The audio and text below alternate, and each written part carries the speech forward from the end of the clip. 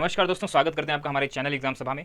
और आज हम डिस्कस करेंगे मॉर्ले मिंटो सुधार 1909 के बारे में। ठीक है, 1909 वो सन है जब मॉर्ले मिंटो सुधार लाया गया था। तो समझने की कोशिश करेंगे आखिर क्या वजह पड़ी जिसकी वजह से मॉर्ले मिंटो सुधार लाना पड़ा। ठीक है, और इस समय मैं मॉडर्न इंडियन हिस्ट्री पढ़ा रहा हूँ, तो उसके बहुत से इंपॉर्टेंट टॉपिक्स को मैंने पहले से डिस्कस कर दिया है। आप हमारे चैनल पर जाकर के प्लेलिस्ट में जाकर के इन सभी वीडियोज़ को देख सकते हैं। तो शुरू करते हैं आज का वीडियो। सबसे पहले समझेंगे बैकग्राउंड क्या था, मॉर्ले मिंटो सुधार लाने की आवश्यकता क्या पड़ी। तो बहुत कम भारतीय थे जो कि आपका सरकार में शामिल किए गए थे। मतलब कहने का मतलब ये है कि जितने सरकार में लोग शामिल होने चाहिए थे, गवर्नमेंट में शामिल होने चाहिए थे, उनको प्रतिनिधित्व मिलना चाहिए था, उतना नहीं मिला था। इसलिए जो था भारी विरोध चला था। और हाल ही में घटना हुई थी 1905 में कि लॉर्ड कर्जन ने बंगाल का विभाजन कर दिया था। इसकी वजह से भारी विद्रोह और राष्ट्रीय आंदोलन देखने को मिल रहे थे। तीसरी बात यह है कि उसी समय उग्रवाद पैदा हो रहा था। मतलब आप जानते हो कि नरमपंथी और गरमपंथी दो अलग अलग विचारधाराएं भारतीय राष्ट्रीय कांग्रेस के अंतर्गत काम कर रही थी। और जो चरमपंथी विचारधारा है, जो उग्रवाद विचारधारा है, वो धीरे धीरे जन्म ले रही थी, क्योंकि लोगों के बीच असंतोष जो था वो आपका बढ़ता जा रहा था।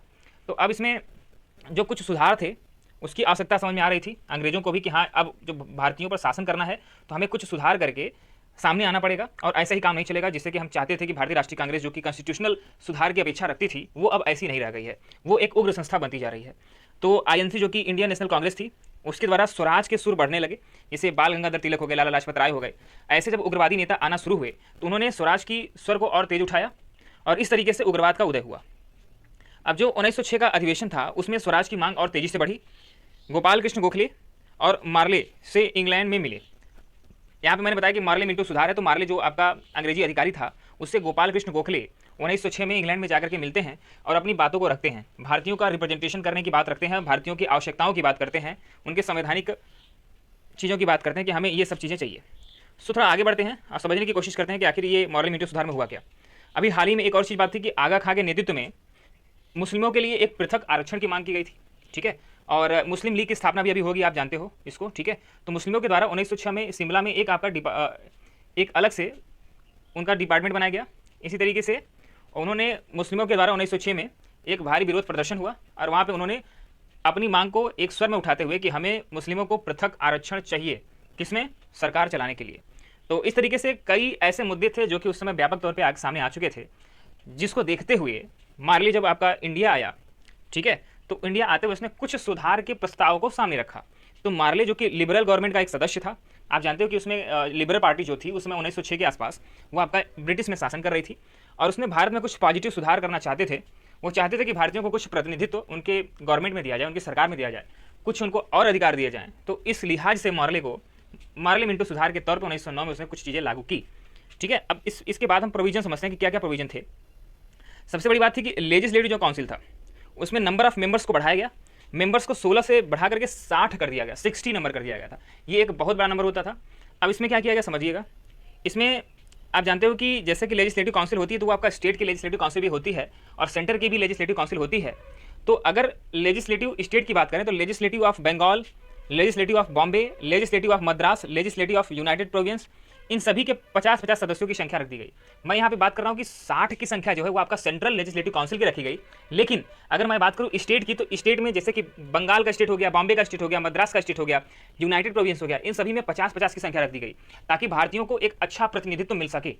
इसी के साथ साथ आपका legislative council of Punjab, Burma और असम में 30-30 की संख्या कर दी गई। मतलब कि एक अच्छा रिप्रेजेंटेशन देने की कोशिश भारतीयों को की गई।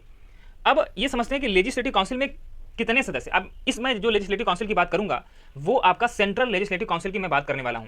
तो एलसी में, लेजिस्लेटिव काउंसिल्स में जो सदस्य बनाए गए हैं वो अलग अलग तरीके से नियुक्त किए जाएंगे या फिर लाए जाएंगे।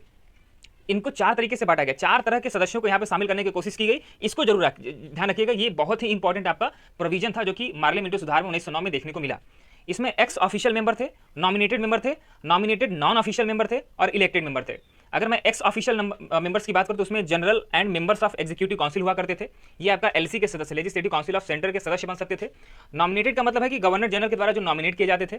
इसी तरीके से नॉमिनेट तो होते थे लेकिन नॉन ऑफिशियल होते थे, जो कि किसी भी सरकारी पद में नहीं होते थे। उनको आपका किसी भी एरिया में अच्छा कार्य करने की वजह से लिया जाता था। तो ये गवर्नर के जनरल के द्वारा नियुक्ति होती थी, लेकिन ये ऑफिशियल नहीं होते थे। ऑफिशियल्स मतलब कि जो भी सरकारी जॉब में न हो या फिर सरकारी में किसी तरीके से उनका कोई भी लेना देना न हो।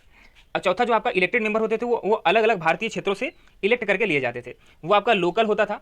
लोकल जो थे वो आपका स्टेट लेजिस्लेटिव मेंबर्स को चुनते थे और जो स्टेट लेजिस्लेटिव मेंबर होते थे वो आपका सेंटर में लेजिस्लेटिव मेंबर्स को चुना करते थे। ये लोग ही लोकल बॉडी बनाने के जिम्मेदार थे, मतलब जो आपका इलेक्टेड मेंबर थे वही आपका लेजिस्लेटिव काउंसिल के जो आपका लोकल बॉडी होती है उसको बनाने का काम करते थे।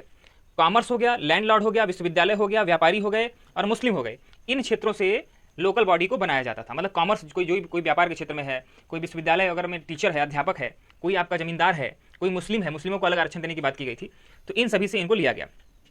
अब बात करते हैं स्टेट लेजिस्लेटिव काउंसिल की। उसमें नॉन ऑफिशियल जो मेंबर होते थे उनकी मेजॉरिटी हुआ करती थी। मतलब नॉन ऑफिशियल मेंबर से मतलब ये है कि भारतीयों को प्रतिनिधित्व ठीक ठाक दिया गया। ठीक है, भारतीयों को ठीक ठाक प्रतिनिधित्व 1909 में मार्ले मिंटो सुधार के अंतर्गत स्टेट लेजिस्लेटिव काउंसिल्स में ज्यादा प्रतिनिधित्व दिया गया।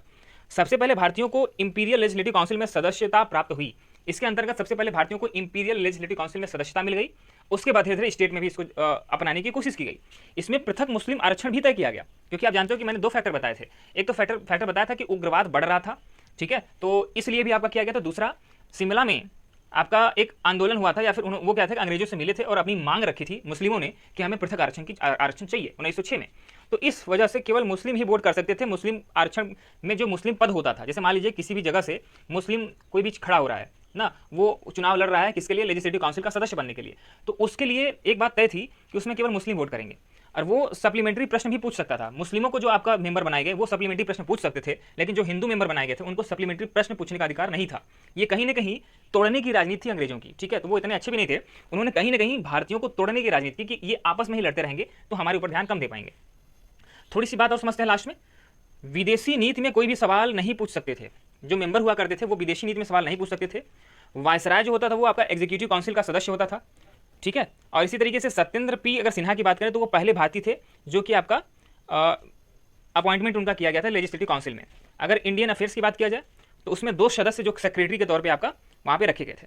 अब हम इस पर्टिकुलर मॉर्ले मिंटो सुधार में 1909 में जो हुआ था उसके असेसमेंट की बात करें, मतलब कितना सही कितना गलत या फिर कितने हद तक वो आपका सफल रहा, तो इसमें जातिगत प्रतिनिधित्व को बढ़ाया गया। जाति से संबंधित आप समझ गए होंगे कि हिंदुओं को अलग कर दिया गया, मुस्लिमों को पृथक आरक्षण दे दिया गया, तो इस तरीके से जातिगत प्रतिनिधित्व देखने को मिला। राष्ट्रवाद को बांटने का प्रयास किया गया। यहाँ पे जब हिंदू मुस्लिम होने लगा, ठीक है, हिंदू मुस्लिम मेजॉरिटी में थे, तो जब हिंदू मुस्लिम होने लगा तो कहीं ना कहीं उन्होंने राष्ट्रवाद को बांट दिया। वो आपस में साथ मिलकर के अंग्रेजों को प्रोटेस्ट करने से बच गए। धर्म के आधार पर सदस्यता दी गई, ये बात आप समझ ही चुके हैं। और जो भारतीय राष्ट्रीय कांग्रेस की डिमांड थी वो थी स्वराज, उस पर कोई भी प्रावधान नहीं किया गया। मतलब उनकी प्रावधान को, उनके विचार को ठुकरा दिया गया। लेजिस्लेटिव काउंसिल में भारतीयों को प्रतिनिधित्व तो बढ़ा, ठीक है, जो बातें सही है उसको भी मैंने बताया, जो बातें चिंताजनक थी उसको भी मैंने बताने की कोशिश की।